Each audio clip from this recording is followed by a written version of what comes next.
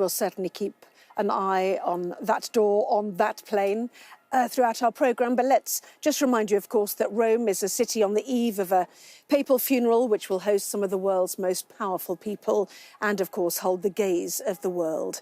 Today, 3 days of public viewings of the body of Pope Francis came to an end, with an estimated 250,000 mourners making the pilgrimage to St. Peter's Basilica to pay their respects and share their prayers in person.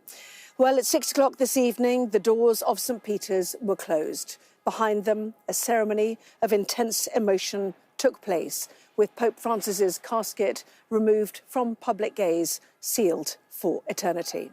Sky's Lisa Holland has our first report tonight. After 3 days lying in state in St. Peter's Basilica, the rituals of death for a pontiff recommenced. Pope Francis's face was covered by a white silk cloth, then his casket formally closed and sealed ahead of his funeral. For 3 days, Catholics, clergy and anyone who wanted to share a moment of faith or history have queued up to pass by his open coffin and pay their respects.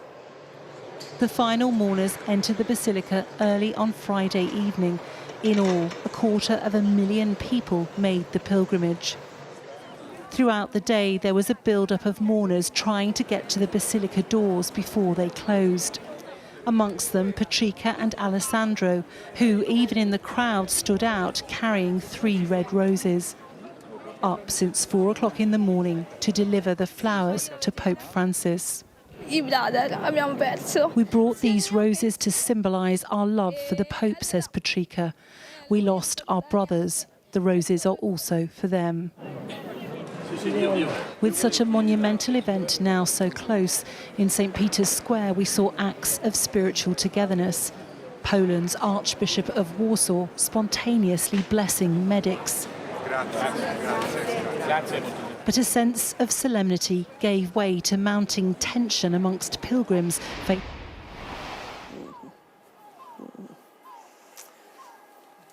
So Donald Trump, a wave there to those on the ground, alongside his wife, First Lady Melania, making their way down the stairs after flying in from the US ahead of Pope Francis's funeral tomorrow. One of huge numbers of leaders who are flying in from around the world, 160 nations sending delegations, as I said, presidents, prime ministers, kings and queens. A quick greeting, obviously, as you would expect on the tarmac. Again, Donald Trump will bring his own vehicles. As I said, J.D. Vance, the US Vice President, who was the last secular politician to meet Pope Francis on Easter Sunday last week, brought 42 vehicles with him, and they're making their way into the centre of Rome, where they will stay overnight in the US residence before the service tomorrow being held in St. Peter's Square, right in front of the famous Basilica, the centre of the Catholic Church, one of the most important places in the whole of Christianity.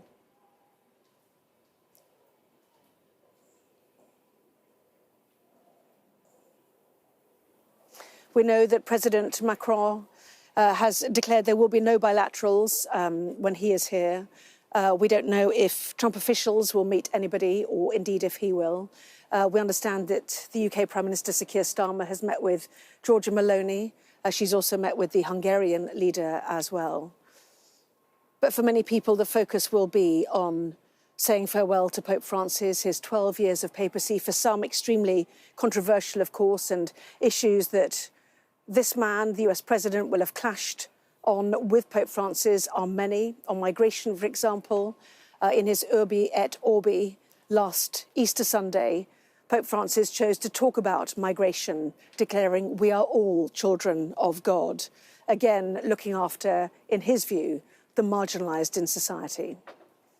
On climate change, the importance of the environment as well, another clashing issue with the US president. And on poverty too, as I said, Pope Francis wanted the poor, the marginalised, those at the periphery of society to be recognised and looked after. Another wave to the crowd. He's holding the hands there of Melania as he gets into his vehicle. And as I said, they're making their way to the US residence in Rome. Donald Trump amongst the first to say he would travel. Interestingly, obviously, we know Joe Biden, his predecessor, is also coming tomorrow. We know, too, the seating order, Argentina, Italy, kings and queens, and in that we include Prince William, who is representing King Charles. And then alphabetically, they will sit on the right-hand side of St. Peter's Square under the French alphabet. So it will be E, where Donald Trump sits alongside Melania. Security very much there in evidence with US President as ever, as it is here at the Vatican. We know some 4,000 police officers are on duty. That does not include the army. It does not include emergency services or 4,000 volunteers who are also working. We know a destroyer is off the coast. Fighter jets are ready at any point to fly. And some of this will no doubt have been insisted upon by the world leaders who are arriving, taken very seriously. At one point today, we were told the procession through the streets of Rome had been shortened from an hour and a half to half an hour, sources telling us because of security concerns. We understand it will now take about an hour to take Pope Francis to his final resting place. But there you go, the wide shot there of the entourage for Donald Trump landing at Fiumicino Airport in Rome, leaving Air Force One behind and making his way some 40 kilometres, about 30 minutes, into the centre of Rome. Well, let us take a look in a bit more detail then at the geography of what has happened over the past few days and what we're now expecting tomorrow. The final preparations for the Pope's funeral are underway. The Pope has been lying in state at St. Peter's Basilica in an open casket, now closed, of course, as thousands turned up to pay their respects to the pontiff. The funeral service will then take place outside in St. Peter's Square. Heads of state and crowds numbering in the hundreds of thousands are all expected. But in a break from tradition, the Pope requested to be buried at the papal basilica of Santa Maria Maggiore, which is beyond the Vatican in Rome itself. A procession will take him there, passing over the river Tiber, then travelling down Rome's main roads. It will reach the Piazza Venezia, one of the key junctions in this city. The procession will then continue on a route passing the iconic Colosseum. It will then turn north before emerging in front of the papal basilica of Santa Maria Maggiore, the Pope's final resting place, a place he had a particularly close connection and visited often. Well, after 9 days of mourning, attention will then return to the Vatican for the conclave. Cardinals will gather at the Sistine Chapel, where they will vote to select a new pope.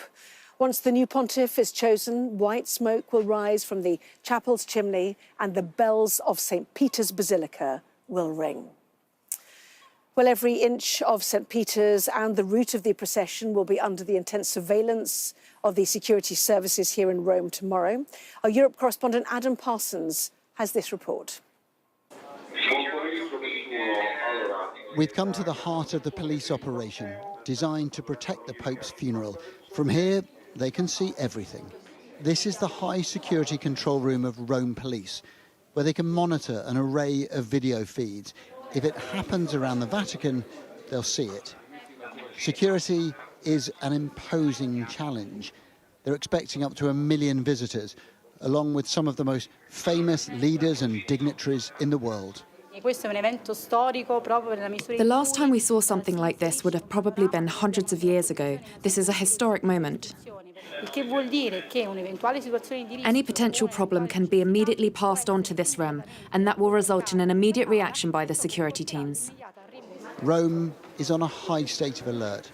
Hospitals, aircraft, and even a naval destroyer are all on standby. The papal procession is being hastened for safety reasons.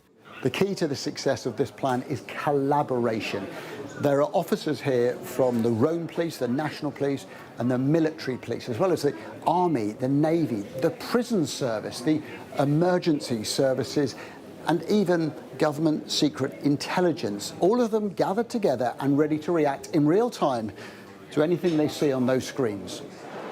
On the ground, The Carabinieri are in position, the military police whose officers once fought Napoleon, now here to secure St. Peter's Square, whatever happens. This is an extraordinary operation that we are trying to manage with our biggest effort.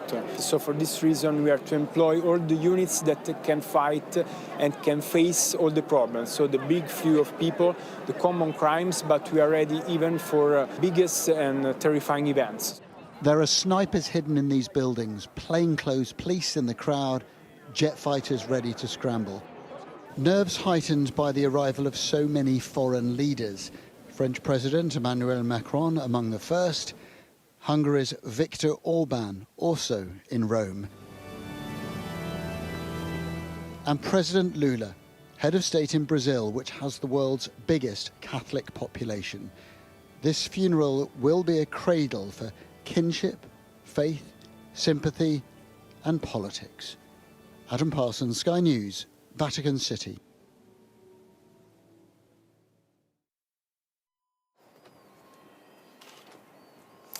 Well, a reminder that we will have full coverage of the Pope's funeral here on Sky News. That is from 8 o'clock tomorrow morning. I'll be joined by our commentator, Alistair Bruce, for that, and our teams across Rome. So 250,000 people then have seen the Pope lying in state in the building behind me. More will line the route of procession tomorrow after the funeral service. 1 million pilgrims are thought to be in Rome. 160 nations have sent delegations, kings, queens, presidents, prime ministers, to honour a man who believed in simplicity and humility. More from Rome then tomorrow, Jonathan. An extraordinary and historic day ahead. Indeed. Anna, thank you very much. Hello there, good evening. Discussions between the United States and Russia to end the war in Ukraine intensified today as Donald Trump's envoy, Steve Witkoff, met Vladimir Putin in Moscow. Speaking as he prepared to depart for the funeral of Pope Francis in Rome, Mr. Trump said that he believed that a deal was, in his words, pretty close. But the Ukrainian president, absent from the discussions, illustrated the problem of securing a deal that Kyiv could accept, restating his belief that only the Ukrainian people could decide which territories are Ukrainian. But despite the diplomatic coup for the Kremlin, there was a sign of vulnerability today after a senior general was killed by a car bomb. Here's our Moscow correspondent, Ivor Bennis. They look like old friends. How are you, Mr. President? Fine, just fine, thank you. And sound like it too. So good to see you. So good to see you, Steve Witkoff told Vladimir Putin. This was his fourth meeting with the Russian president as Donald Trump continues his push for peace. But there wasn't any rush. Before the meeting, Witkoff found time to go sightseeing with Kremlin envoy Kirill Dmitriev, a visual demonstration of how Washington and Moscow appear increasingly in lockstep. We're just re-establishing contacts. We're just trying to find the way out from this terrible crisis which was created by previous American administration. Witkoff's visit coincided with a symbolic anniversary of Soviet-American cooperation, 80 years since their troops met in Germany before the end of World War II. So, are we poised for another historic collaboration? It is difficult to say. History repeats itself. Let's hope that we will achieve victory. Vladimir Vladimirovich will make the right decision. I doubt it because a lot was promised, but nothing has been done yet. Speaking of promises, another from Donald Trump that he can end the war soon. So I want to say 5,000 young men. They happen to be mostly Ukrainian, Russian. 5,000 young Ukrainian and Russian men, and that's a big honor if I can do it. I think we're pretty close.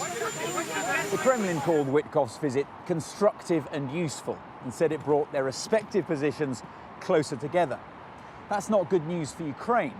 For them, Donald Trump's current peace plan is already far too one-sided. Not everything's going the Kremlin's way. A senior general was killed in this car bomb outside Moscow, which Russia blamed on Ukraine. But it seems there's not much Kyiv could do right now to change the way things are heading. Ivor Bennett, Sky News, Moscow. The Chancellor has held talks today with her US counterpart in Washington. It's the first time Rachel Reeves and Scott Bessent have met in person since Donald Trump's inauguration. The meeting was part of her three-day visit to the United States, during which the Chancellor had hoped to get concessions on tariffs on the UK and further a trade deal with the US. After the meeting, she posted this on social media. The UK-US relationship has delivered prosperity for businesses and working people on both sides of the Atlantic. Today I met with Treasury Secretary Scott Bessent to discuss the UK-US economic prosperity deal and our goal of reaching an agreement that is in both our national interests. Well, let's head to Washington and join our economics editor, Ed Conway. Ed, that social media post not giving a huge amount away.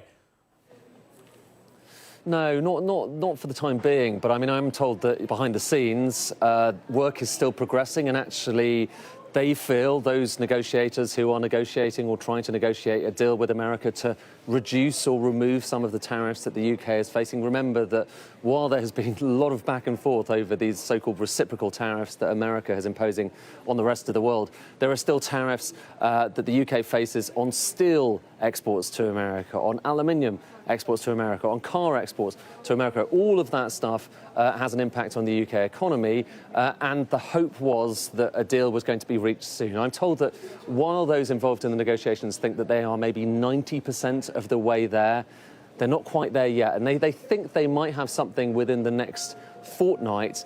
But there were some hopes at the start of this week that by the end of this week, Rachel Reeves would be able to have that meeting with her counterpart here and say, look, we've got something. They haven't got that yet, but the talks are ongoing. Meanwhile, though, a lot of concern here in the US about the impact of not just the tariffs, not just those threats on global trade, but also some of the words that Donald Trump has been using about the chairman of the Federal Reserve here in the US. That has caused markets to have a truly terrible time. Stock markets falling, yields on government bonds here in the US going up, the dollar falling as well. It's a toxic combination. It actually looks not that dissimilar to what we saw in the UK back under Liz Truss following the mini-budget.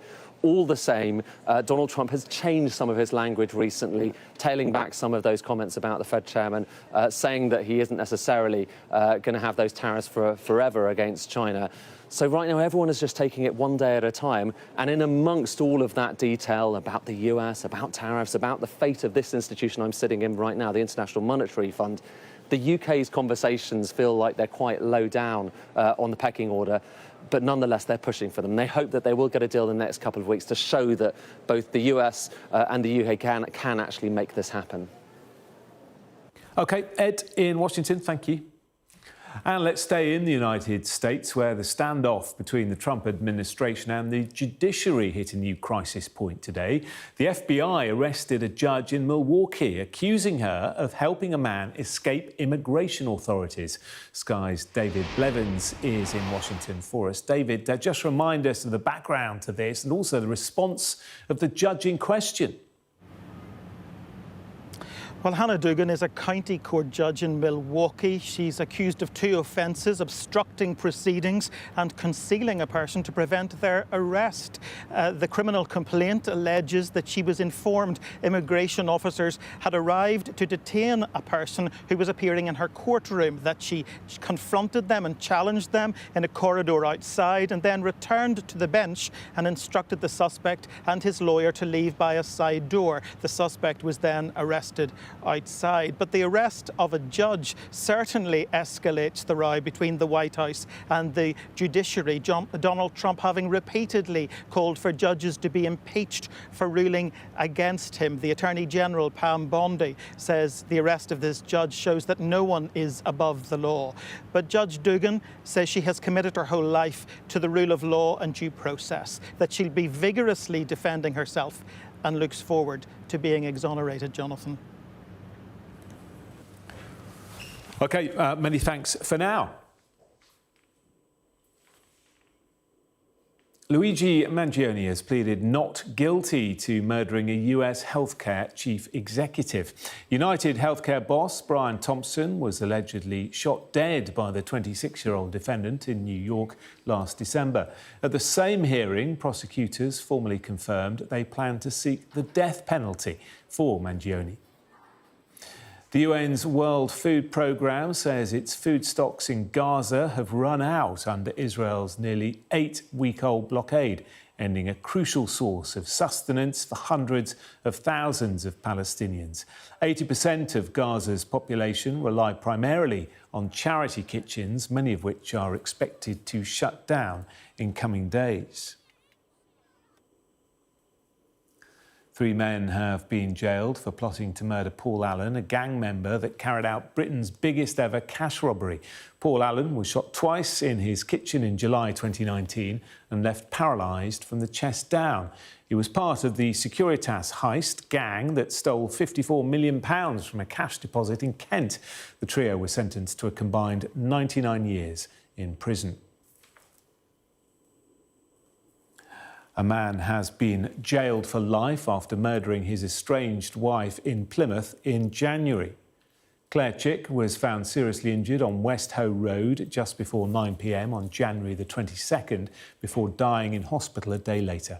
Paul Butler has been sentenced to a minimum of 27 years over the killing, which followed a 6-month stalking and harassment campaign. The Green Party made a decisive breakthrough in last year's general election, gaining 4 MPs. Now, next week's local elections present an opportunity for them to carry forward that success. Here's our political correspondent Liz Bates with the latest in a series of reports in the build-up to polling day, where we'll assess the prospects of the parties. Hiya, we're from the Green Party. How are you today?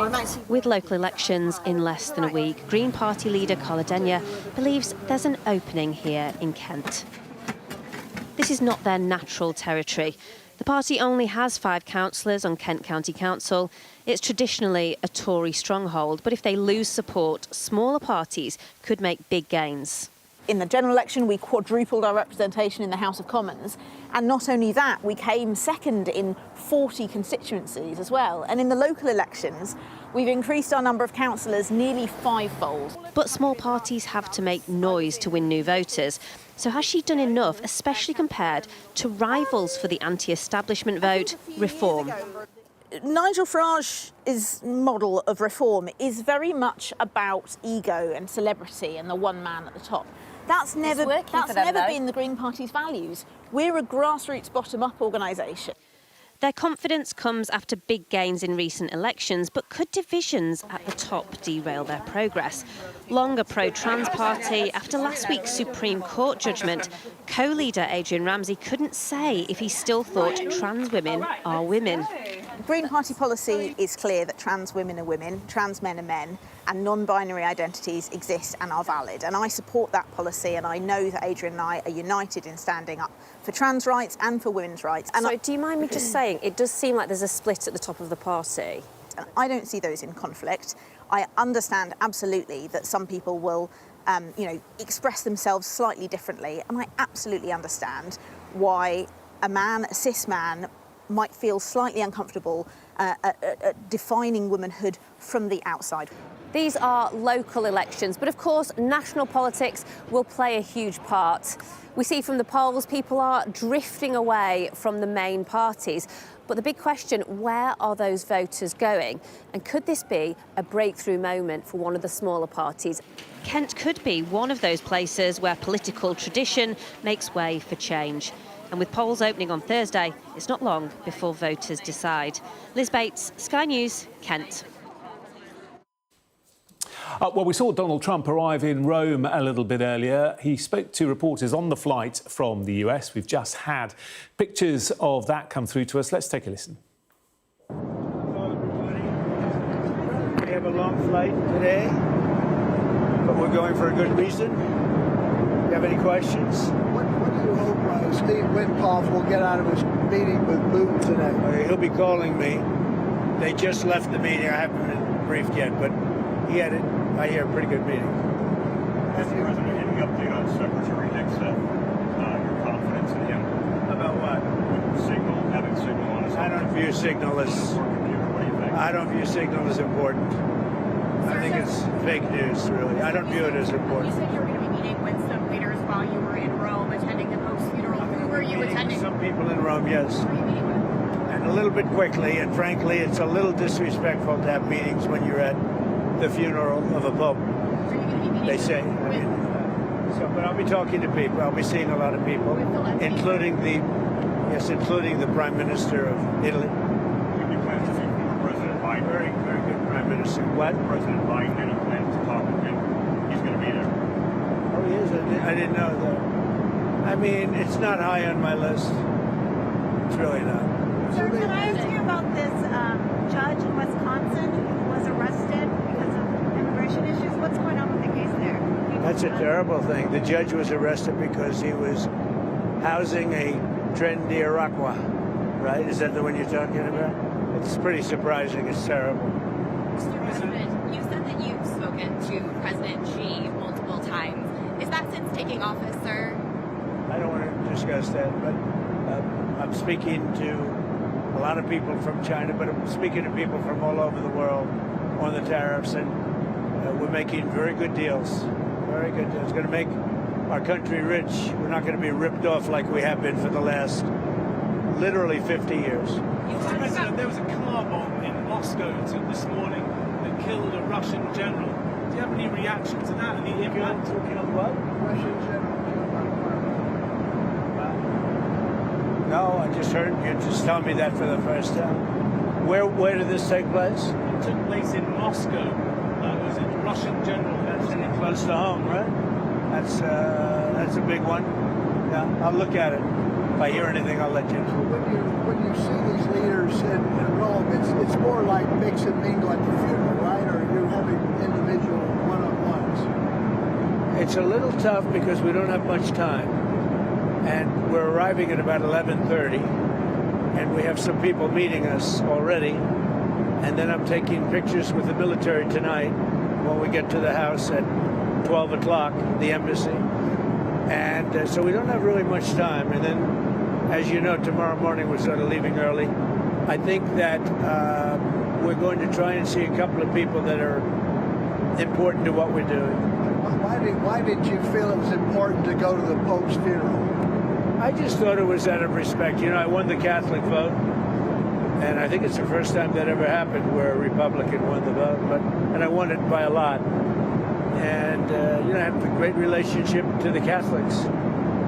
Very simple. What do you think of it? But I won the Catholic vote. We got 56% of the vote.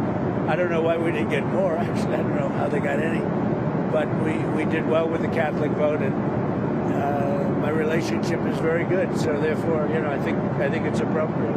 So it wasn't said that Secretary Bessent said that you know, you wouldn't drop tariffs on China unilaterally, that you would need to see some kind of movement. What do you want to see from China?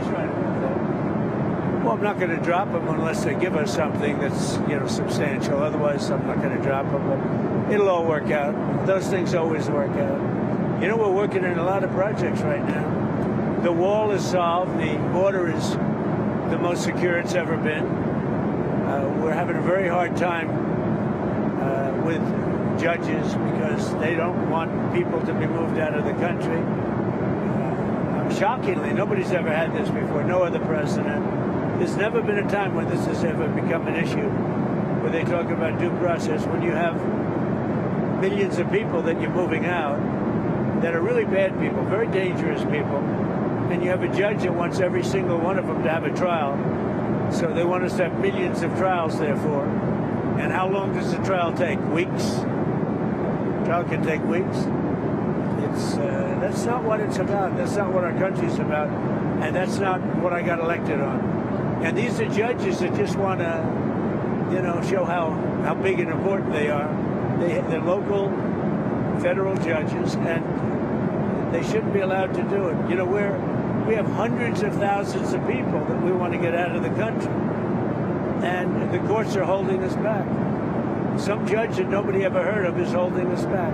It's very dangerous for our country. I mean, you want to see a country that'll have crime? Let that happen, because it's really dangerous for our country. And I can't believe the Supreme Court would let that stand. What kind of movement do you consider substantial from China? Well, free up China, let us go in and work China because, frankly, that's what we wanted last time. We almost got it, and then they backed out of that deal. But we had it to go into China and to sell our product, sell our wares. In other words, it's called to open China. That would be great. That would be a big win. But I'm not even sure I'm going to ask for it because they don't want it open. They don't want it open. On the immigration front, big thing with the tariffs. But because of tariffs, I could possibly get that. What do you think? Opening up China would be a big win, right? The problem is no matter how big the win is, the press will not give me credit for it. If I got the greatest win in history, they'll pay us trillions and trillions of dollars. They'll give us anything we want. The press will say, Trump, he just had a terrible defeat. He suffered a terrible defeat. But the people know. No, I think we're going to have a lot of big wins. I don't know if it's going to be covered that way by the fake news, but the wins are going to be very substantial. We're losing. We were losing with Biden, 5 billion a day. Think of that, 5 billion. So President Trump speaking to reporters there on Air Force One as he makes his way to Rome for the Pope's funeral tomorrow, covering a lot of topics. Quite hard to hear him over the roar of the engines of Air Force One. But when it came to that meeting between the US envoy Steve Witkoff and President Putin, he said discussions went well. It was a good meeting. He also spoke about tariffs, of course, saying we're making very good tariff deals, discussed to the arrest of the Milwaukee judge. And he was asked if he was going to have any meetings on the sidelines of the funeral. He said, frankly, it's a little disrespectful to have meetings when you're at the funeral of the Pope. But he said, I'll be talking to people. I'll be seeing lots of people. One person he doesn't expect to bump into, though, is former President Joe Biden. It's not high on my list. It's really not, he said. We'll keep across those comments for you, bring you any updates throughout the evening.